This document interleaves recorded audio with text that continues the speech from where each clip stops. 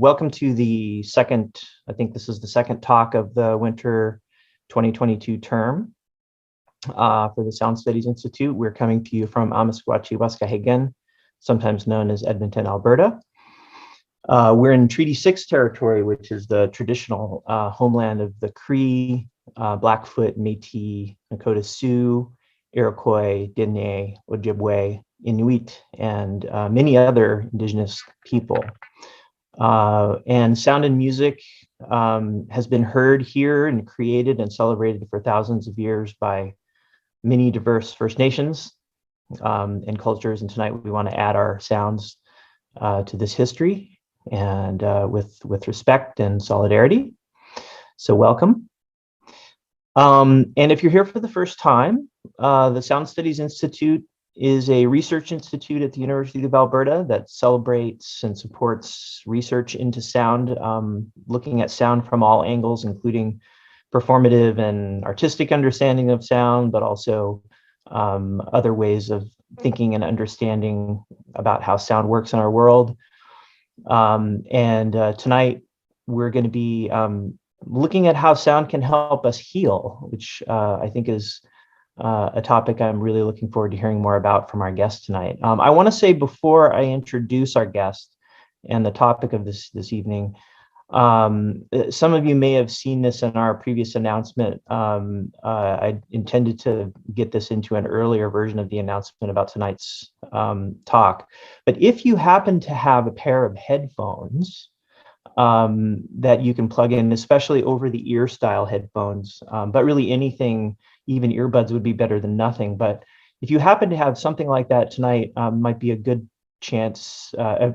This would be a good time to use them because we're going to be actually doing a little bit of an experiment tonight, which will be really fun. So I'll let Shaista explain this more to us in just a moment. But so I'm going to just read the description of this research.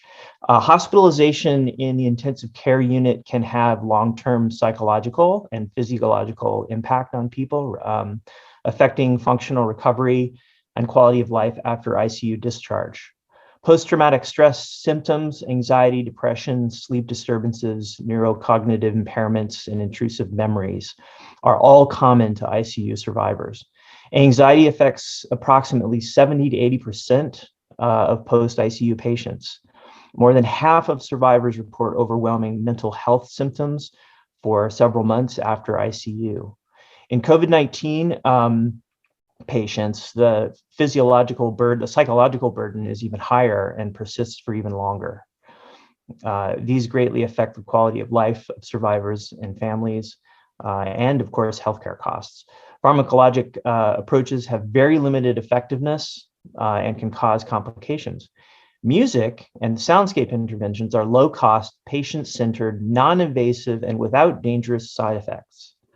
Soundscapes consist of loop recordings, or can consist of loop recordings with distinctive sonic features, constituting a mix of natural, human, and musical sounds.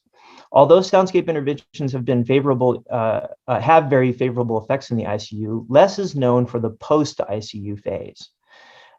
So this research is essentially intended to look at this question and look at some of these problems. And I find it really fascinating because I think when I've read about interests in understanding how music can help people heal or calm them or whatever it happens to be, it seems like a lot of times a lot of time is spent on the music side of things, sort of neglecting the other side of the soundscape of our world that we hear every day. And it reminds me of a moment I can remember from my childhood when I visited my grandparents in very hot Texas. And at night, here I am in the strange house, and I'm having trouble sleeping, and on kicks the air conditioner. And the air conditioner, of course, is this loud, spectrally dense noise, right? But for whatever reason, that particular sound in that particular place comforted me and helped me to sleep. So I find that really interesting. Just the fact that what kinds of things can affect us can surprise me, it can surprise us, and can go beyond what we would normally think of when we think about music. So Shaista Meghani is a PhD student in the Faculty of Nursing at the University of Alberta. She's a graduate teaching assistant and graduate research assistant fellowship in the Faculty of Science in computing science. And she's been working with Dr. Elizabeth Papathanasoglu, who's a professor and scientific director of rehabilitation and vision strategic clinical network, that's a mouthful, in the Alberta Health Services, and she's also in the Faculty of Nursing. She's also working with Michael Frischkopf, who is an ethnomusicologist in the music department as well on this project. And without further ado, I'm going to turn it over to Shaista to talk about this research with us and possibly have us try out some of these soundscapes. So thanks, Shaista. Thank you very much, Scott. Hello, everyone, and a very good evening to you all. Thank you very much for joining. I welcome you all for today's presentation, and I would like to take this opportunity to thank Sound Studies Institute for inviting me to present our research proposal of a very interesting study. So let me share my presentation.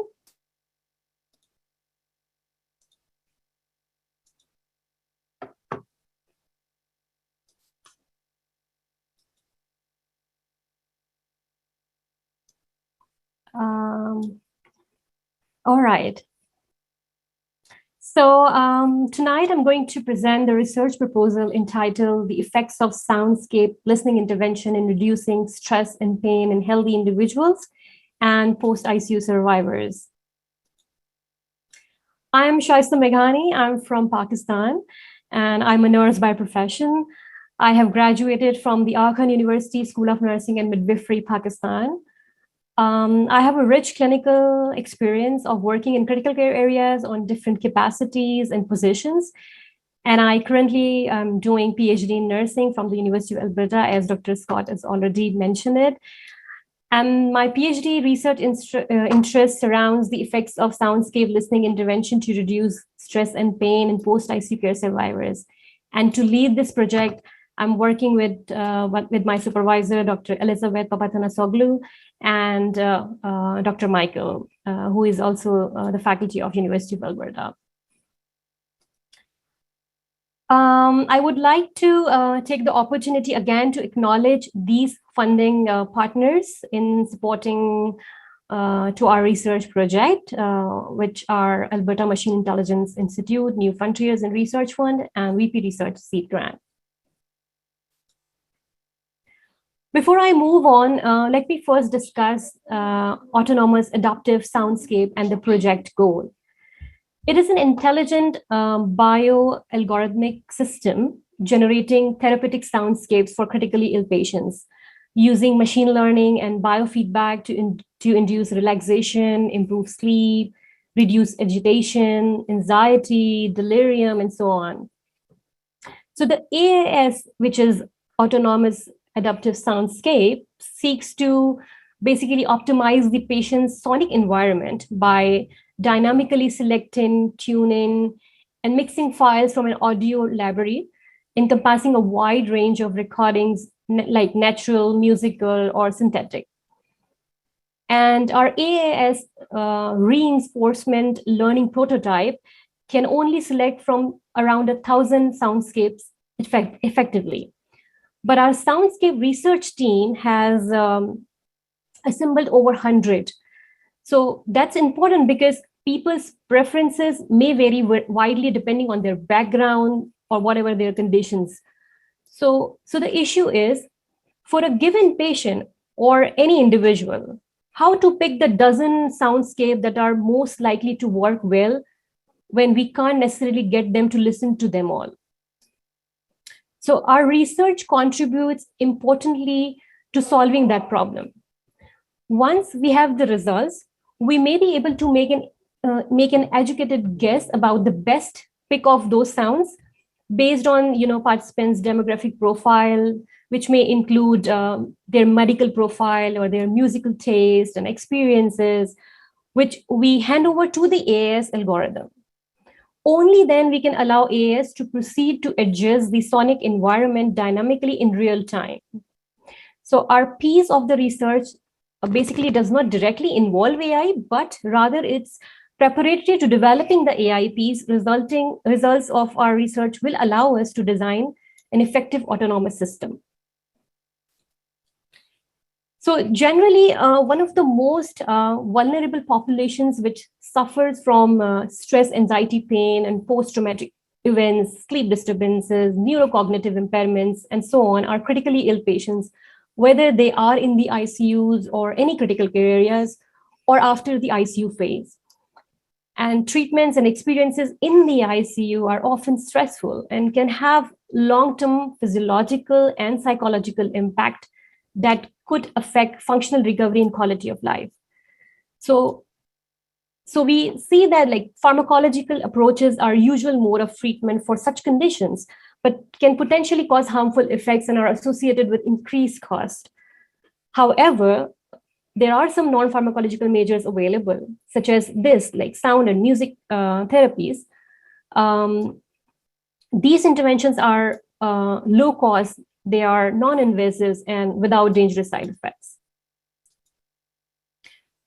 The effect of sound and music therapy on the physiological and psychological variables of patient in the ICU has received some interest in, in the ICU. There are interventions available and being conducted in the ICUs as well. However, very less is known in regard to the effects of this sound or music intervention at the post-ICU level, when the patient gets discharged, when they go home, how they are going to self-manage themselves, how they are going to take care of their long-term, chronic issues and diseases.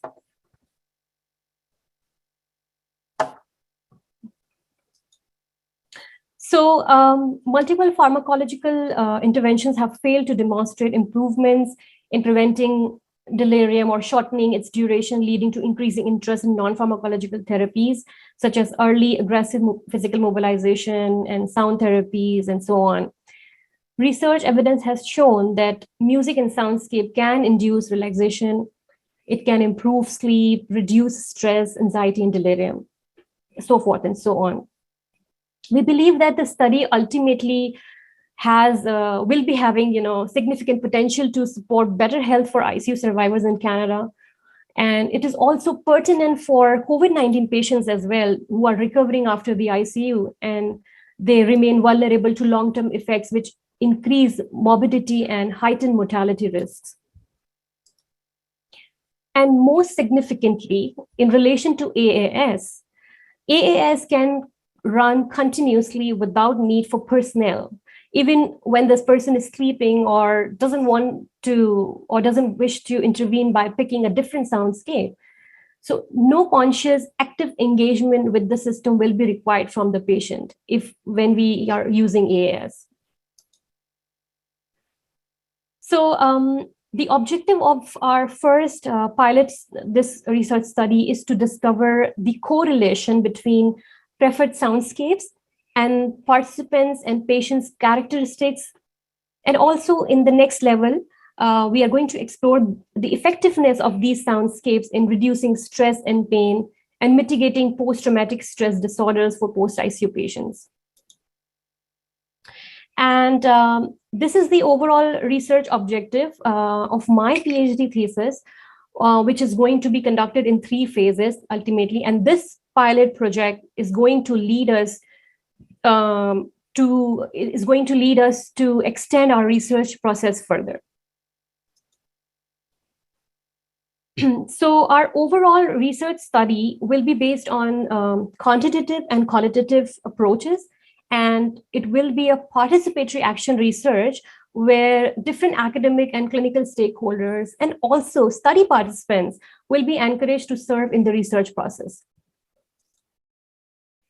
We are going to measure outcomes in the study, such as stress levels. We are going to measure their pain levels, and we are also going to measure their physiological parameter, which is heart rate. And we are also going to interview the participants to know their listening preferences and what are their experience after the intervention. which we are going to provide them. They will be asked to fill a demographic survey, which we are going to, we are going to do the same testing with you guys as well to see whether, is there any experiences that you felt, or how are you feeling with this testing, and what recommendation you could give us. So we are going to fill this, like the participants will be going to fill this demographic survey. They will measure their stress, pain levels, and their heart rate levels before and after each listening session, and their feedbacks and their experiences will be recorded. We will conduct the study on, this pilot study basically will be conducted in two groups, with the two groups. Like one group will be of healthy individuals. So we want to see that what are the experiences and the preferences of individual who is healthy.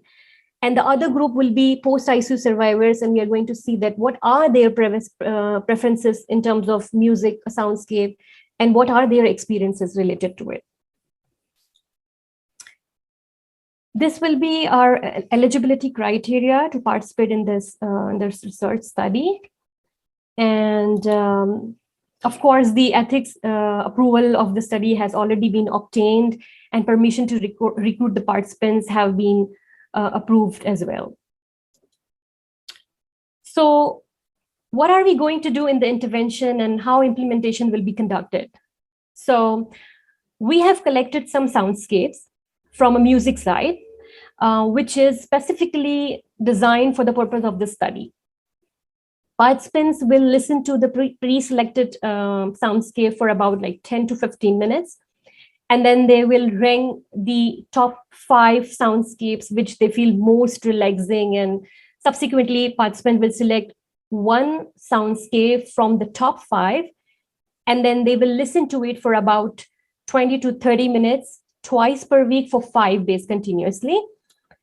And then they will be asked to listen to their selected soundscape in a very calm environment at a time of their own choice, whether in the morning or in the evening. And then they are going to rate their stress level on the scale of 0, like means no stress, to 10 means worse stress, and their pain level from 0 means no pain to 10 means severe pain, before and after each listening session. And then all the outcomes which are discussed earlier, they will be measured. So these soundscapes can be played through any device, like for example, mobile phones or iPads or laptops or desktop computer, and they may adjust the volume of their preferred level. And each participant will be provided with the headphones when we are going to conduct the study on the actual study subjects. So our research team would like to, the time has come, and our research team would like to have a test with you all to see how do you feel about this intervention. And we would appreciate your comments and feedback regarding, as this will help us in improving our research process, of course. And I would also like to request you all to have a headphone for that, because this will help you to, for the better sound quality, and it will help you to concentrate on the particular sound. So you will be hearing each sound for about 1 minute, and then you will be given a link of a survey where you have to you will be seeing like 12 soundscapes, and each soundscape you are going to listen for a minute, and you are going to choose 5 soundscapes that you like the most. Once you will do that, the second question will ask you the 5 soundscape that you chose, how do you rank them? So the 5 sounds you have to rank, like you like 7, you want to score it 7, or you want to score it 10, or whatever. So you will rank them, and then you are going to submit the form. Okay, so I'm just going to stop sharing.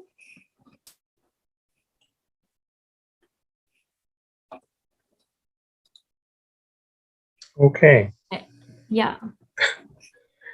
And I asked, sorry. No, you go ahead. And I asked Tom to start this process. For sure. So I'm going to share my screen and I'll play each of the sounds individually. And then I'm going to share in the chat the form.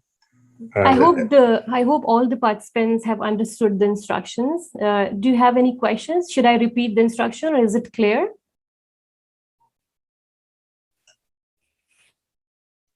Maybe if you let us see the form. Yeah, sure. That might answer some questions right off the bat. Yeah. So it's there, but I'll be playing the sounds for all of us as a group so that we can all stay together with that. So just hit the link on the chat, and then you will see a form which has 12 soundscape, and you have to choose 5. And then in the next question, you have to rank those 5. Yeah, and if I can clarify one thing for people, it looks to me like on the form, there's a little checkbox on the left, which I think is what you mean by clicking on, rather than clicking on the link, which takes you to the actual sound file. Don't click on the link because I think that Tom is going to play each individual file for us. Exactly. So he'll play all 12 sounds, and then we just click on the little checkbox, not on the link itself, right? Yeah, thank you very much. Exactly. Cool. All right. So I will start playing the first sound, I think, now. So sound number 1.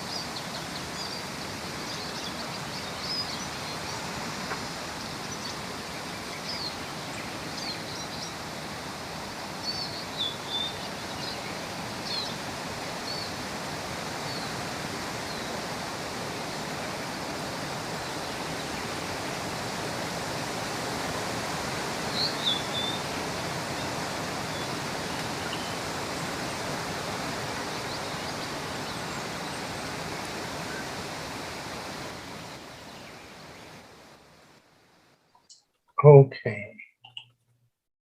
So now I'll do sound number 2. And I just noticed in the chat, Lisa didn't hear anything. They're sort of quiet, so you may need to turn your volume up, or if you have headphones, that will help quite a bit. But so here's now sound number 2.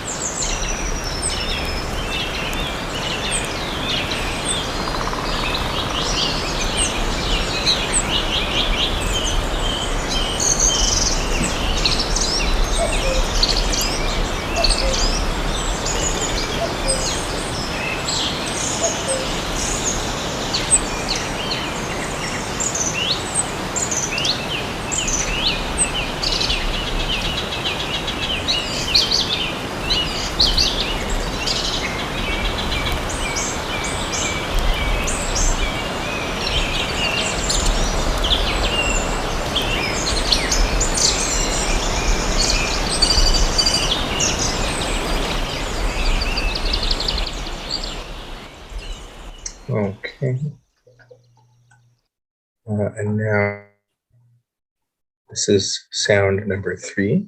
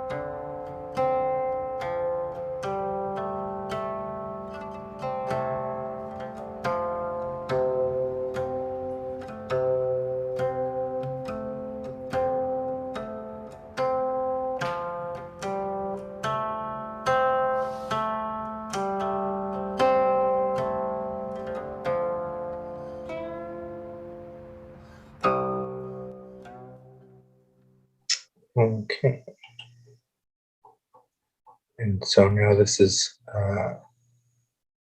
sound number 4.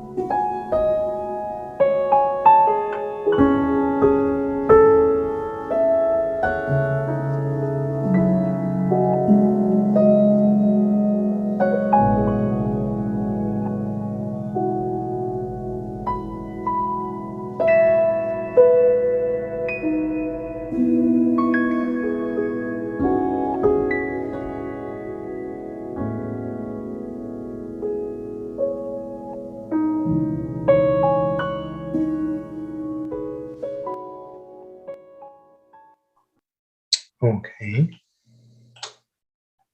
And this is sound number 5.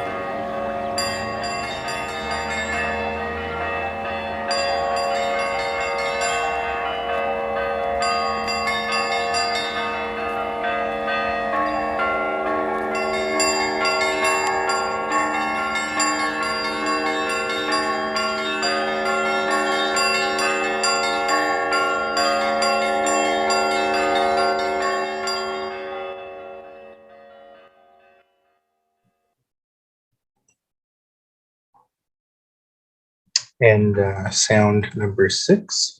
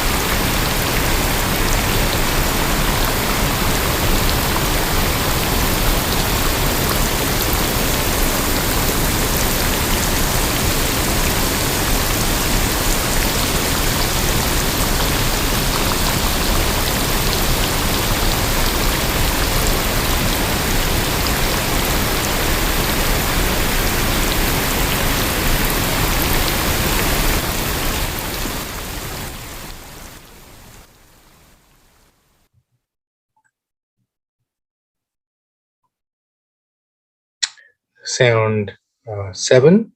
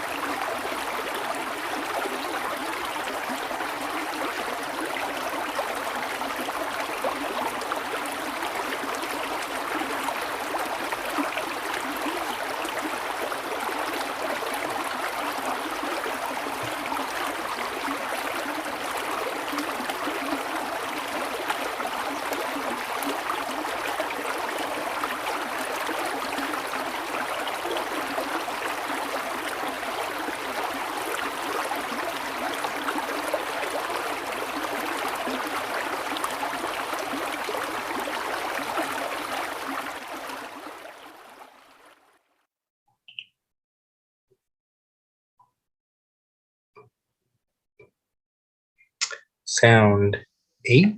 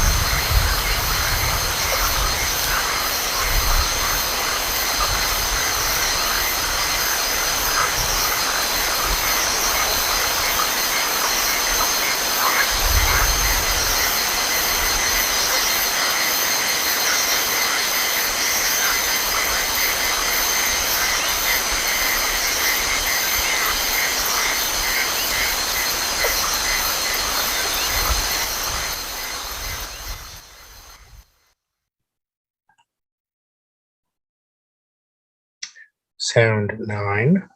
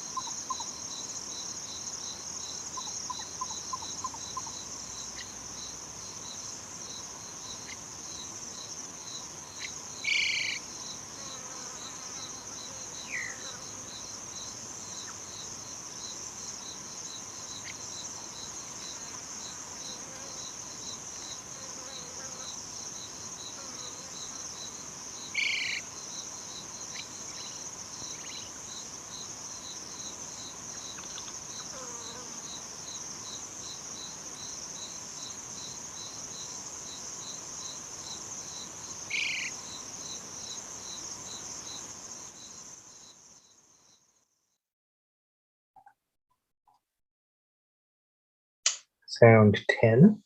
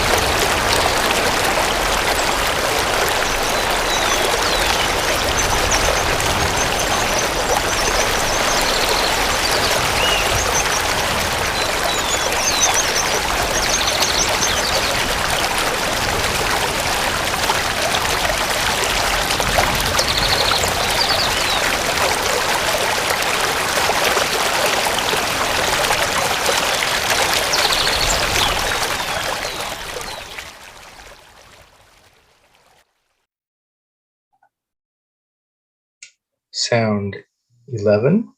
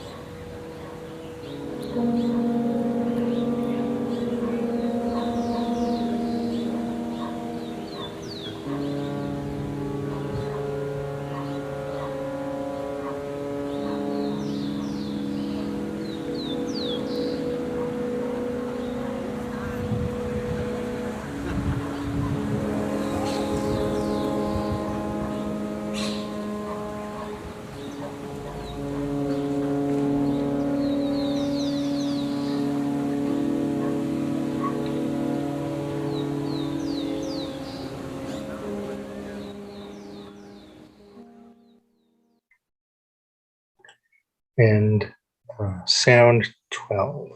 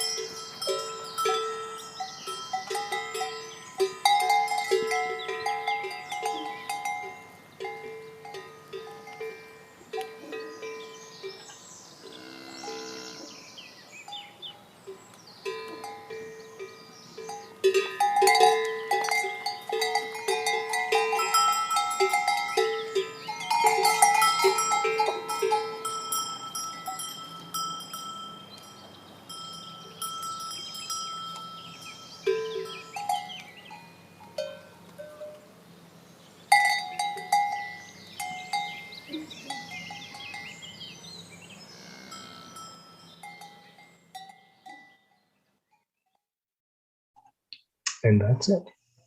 So I'll put it over back to Shaista. Thank you very much, Tom. Thank you, everyone, for listening. I'll just quickly wrap up my presentation, and then I'm going to take your comments, feedback, and questions, and your experiences related to it. And I can see a couple of questions which are very interesting in the chat box, so we'll look into it as well. Just let me quickly wrap up the presentation, and then we can have your questions.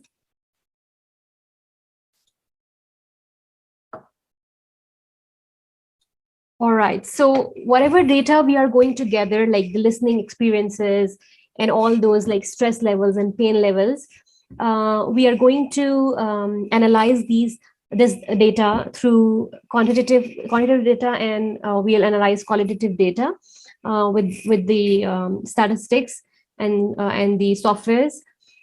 And so the conclusion is like the study is going to support the better health for ICU survivors in Canada and result in better quality of life for patients and their families. It will support the development of AAS, and which is an autonomous system whose value is that it can run continuously all day, all night without intervention during sleep as well. And it may produce a cost-effective, adaptive, patient-centered approach to stress reduction in this population. It may decrease in health service utilization and more efficient use of hospital resources, and can lead to restorative and preventive approaches to stress and anxiety after the ICU. And these are my references. Thank you very much. And my presentation is done. Tom will give you a link where you have to fill your the demographic survey, and this will help us to correlate your demographic means characteristic with the your choices of the sounds that you just listen. So the floor is open for question and answers and your feedbacks. They all will be very appreciated, and it will help us in improving our process. Thank you so much for that, Shaista. That was just fascinating. So I want to just jump right into questions, because if you're like me, you have a ton.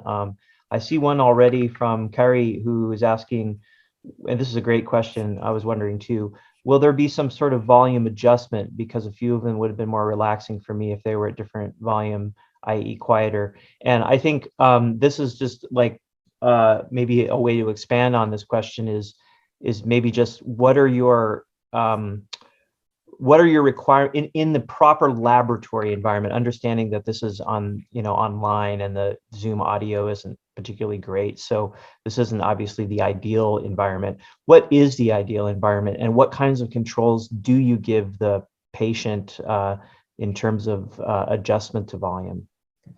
So basically the app, the Soundscape that we are going to give them is, it will be a very user-friendly app, and it is going to have the option of volume only. It's very simple, so that they don't have to play around and get confused with the complexity.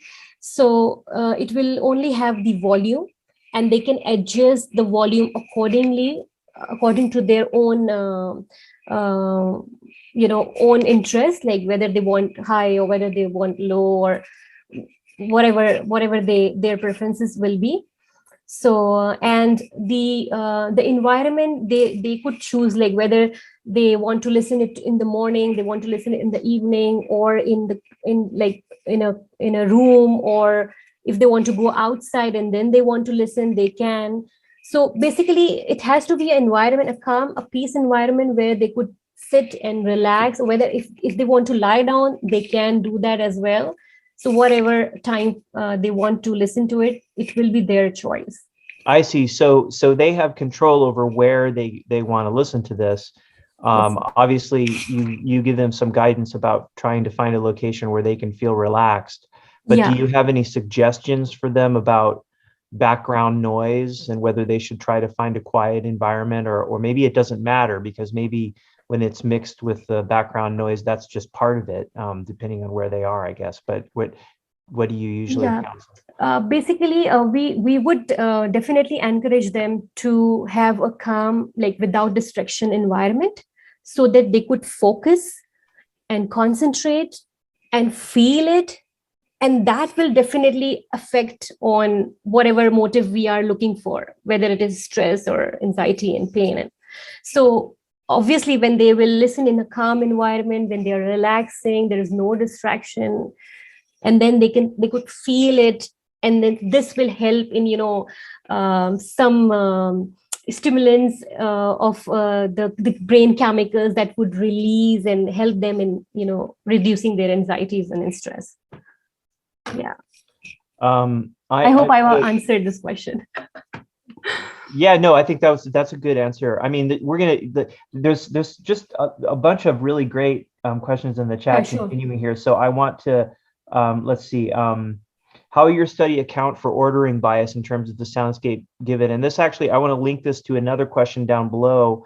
I'll get to your question too, Margaret, because it's a good one, but from Arlene about how it's difficult to recall so many sounds. Isn't there some study about like whenever you get more than seven things of any kind, like memory goes like this? But I found that to be the case too, and I realized this may not be the way you normally present it to people. But when you have presented it this way, do you find that that's a difficulty in just remembering? And because I remember, like for myself going through the exercise, I'm kind of like choosing the ones I like, and then when I had to rank them, and I was like, oh no, which one was that one again? Was that the one that was? So it's a little hard to remember them all. Yeah, and I would also relate this with one of the questions in the chat. It says about if there is a proper title, so that it helps us, to identify. So yes, this is a very valid point, very good question. And from the form perspective, in the Google form perspective, we were trying to have, title thing, so that it's easy for the person to memorize and answer it, but it was difficult to do that. However, in the actual experimentation where we are using RedCap system, and we are going to link those Soundscape with the titles, so that the person could identify what the sound is they are going to listen to it. In regards to the number of sounds, I'm not sure like how a person could recognize, remember, but we are thinking to give them at least 15 to 20 sounds, so that a variety of sounds, so that they could pick some from them, and then they have to choose only one. They don't have to go back and forth for every sound. No, they just have to pick only one, which is the best one. And that best one, they are going to listen to the entire week. So this is the plan. Okay, and they have a chance to sort of recalculate if they want. In other words, like if they chose a sound and they realize they wish they'd chosen a different sound, can they go backwards or? Yeah, they could go backward, and they could choose the another one. Okay. Yes. Great.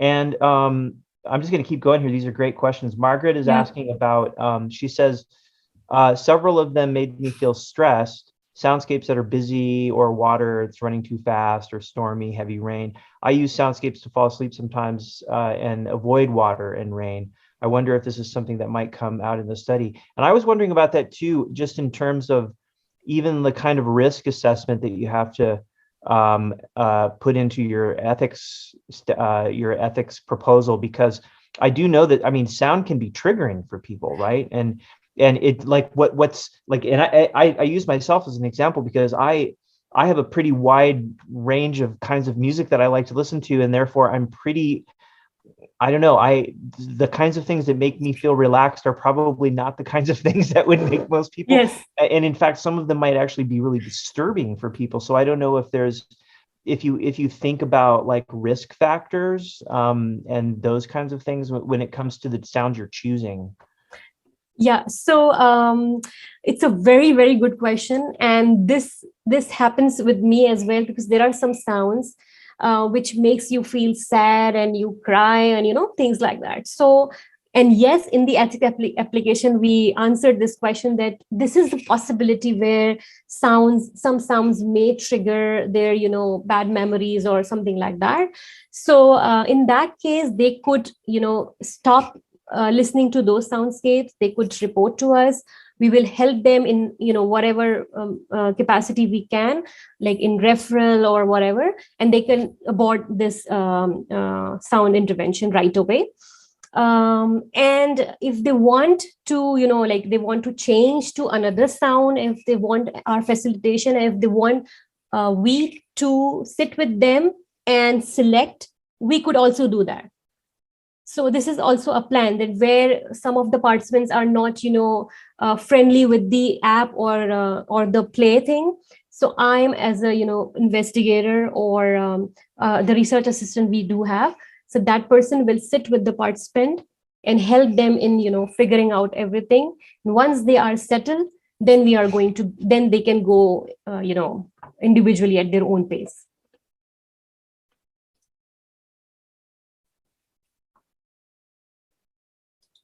Sorry, I was muted there. There's some great comments in the chat as well, that I'm not gonna read them all, but I just, there's some folks were some other comments about the number, but I think I see there's a difference between our little experiment tonight and the ultimate one that you have people working on. So I think that kind of answers that.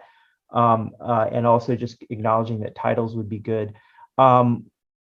There's a question I wanted to ask that ties in a little bit to Sean Borrell's question about, are your sounds each individual static objects? Have you considered dynamic layering of different sounds?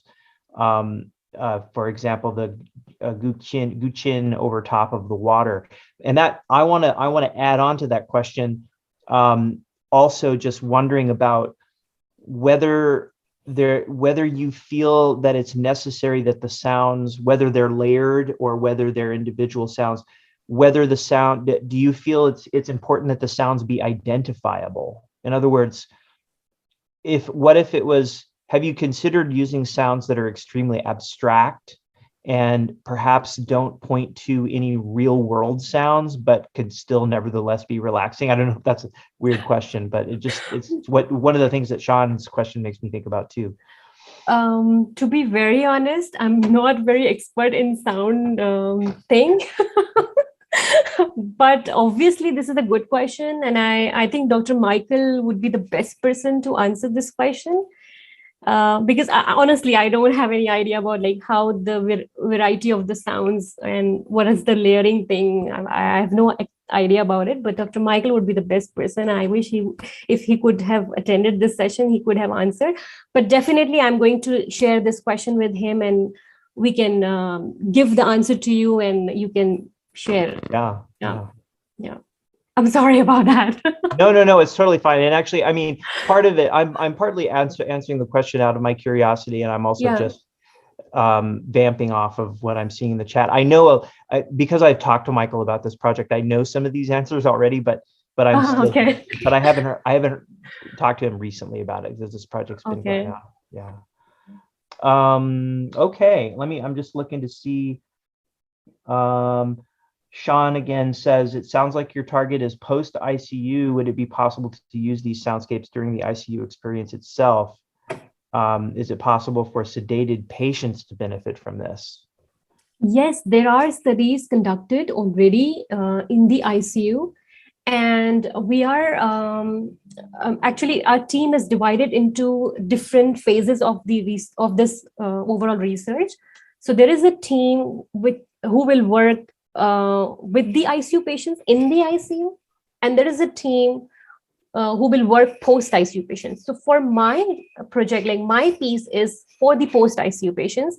However, in the literature and in the primary studies are available where the soundscape and music interventions are used in the ICU on the sedated patients with the mechanical ventilator patients as well. So yeah. Now I wonder, in doing that though, and thinking about that, has there been any discussions about how such an intervention would work in the face of the already existing soundscapes in the hospital, which by their nature are somewhat stress producing, since they're not necessarily designed to make one comfortable or relaxed. They're more designed to alert the staff or to, they're sonification tools. And so it's interesting to think about the existing hospital soundscape and the idea that of what you're trying to do. I mean, do you block out the hospital soundscape and use headphones, or do you work with the hospital soundscape and redesign it? Yeah, interesting. We could think about it, but basically what I have read from the literature is that in majority of the cases, they have used the noise cancelling headphones for the patients. And in terms of selection of music and sounds, some of them have used, like they have the music therapist already available. So the music therapists have the CDs of sounds. Some sounds are very culturally based sounds. Like there are few studies in China, they have only used Chinese sounds. So they were doing the intervention with that. In some studies, there are variety of sounds. In some, they have, just collected, the mixture of every category, like country sound and, things like that. And then they have, categorized those sounds and presented to the patients. So yeah, variety of sounds, and with the music therapist or patient preferred or researcher preferred sounds are being used in the ICUs and critically ill patients. But for the post ICU patient, you would be surprised that I didn't find any single primary study for these patients. Yeah, interesting. So okay. Yeah, so this is interesting, that what happens when the patient goes home, then what? Yeah, because most of the things, the triggers and the problems arise once they are home. In the hospital, there are lots of personnel, so they are well taken care of. It is controlled environment, but when they go home, they get confused what to do, what to start with. So yeah, so this is where we need to give some kind of relaxation or some kind of therapies along with physical or occupational therapists, so that they could cope up with this situation and can function. So it does sound like having this kind of intervention being headphone based is probably pretty important, because you want to try to duplicate the conditions that when you have control, you want to try to duplicate those conditions in the home as much as possible. And you can't really duplicate the hospital soundscape. But you can isolate, you can block things. I was noting someone's comment, Arlene's comment about consent when it comes to someone who's sedated. I find that interesting too, because I'm the kind of person I could imagine giving consent to do something like that, but then actually finding myself like in the situation where I wish it wasn't happening. You know what I mean? Because you just never know. You never know what kind of condition, what kind of mental state you're going to be in. You put headphones on somebody and they're out, and you imagine that it might be helping them, and it actually might be torturous, right? Even if they've given, it must be really complicated to you are right. This could be a possibility. And yes, you're right. I'm sorry, everyone. I'm doing a bad job keeping up with the chat. This is good, though. No worries. Yeah, someone acknowledging about how the hospital soundscape can be quite stressful. By the way, this question comes from some both Michael and I had been discussing this with a composer named Yoko Sen, who is somebody who's actually been working with hospitals to rethink this hospital soundscapes. She's a composer basically makes ambient music, and so that question comes somewhat from her, like, because she's the one who actually really noted this, and was recently, there was a really nice article about her and her work. So it's interesting to think about how composers could be involved in creating these kinds of spaces, and also collaborating with the companies that make the devices that actually make sound in hospitals. Okay. So anyway, just another comment. Would you mind sharing that article that you're talking about? Yeah, I can do that. Yeah. I noted Lisa's comment about I wasn't especially pleased with the recordings with the constant horns blaring or disjointed rhythms. I would prefer a train on trainable, cat driving through the city at night or through the rain. Safe water sounds for me, horses walking cobblestone streets after the rainstorm. I loved that soundscape, but part of it was that, again, I'm an experimental composer, and I found myself listening to it, trying to understand whether those horns were actually horns, or whether that was some kind of an avant-garde performance of brass instruments out of tune, out on the water or something. I don't know. My brain went to a completely different place, but it's just, again, just illustrates how different people listen. Yeah, exactly. So it depends on the preference levels, obviously, and we could see that how many sounds, based on your ideas and based on your data, we will see how more sounds we could add in it, and see what are the variety of sounds we have available. I'm just going to read this one out for Margaret. I'm somewhat familiar with studies exploring the positive impact of music when caring for elders with dementia. I wonder about exploring music vis-a-vis soundscape with dementia patients. Music with which they are or were familiar is very impactful, but this is not necessarily the same outcome as stress reduction for post-ICU patient, of course. But I myself think I might prefer music to most soundscapes. That's a great question, though, about people with dementia, because it's so interesting how little we understand about, like, the way in which memories and things fade. I remember when my great aunt became very bad with dementia, and she was a person who had always been a cat lover her whole life. She had, like, at one point in her life, just dozens of them living on her property. And so I remember my grandmother thinking, I wonder what would happen if I brought her a kitten. Would she lighten up? Would she remember something? Would it spark something? And it did absolutely nothing.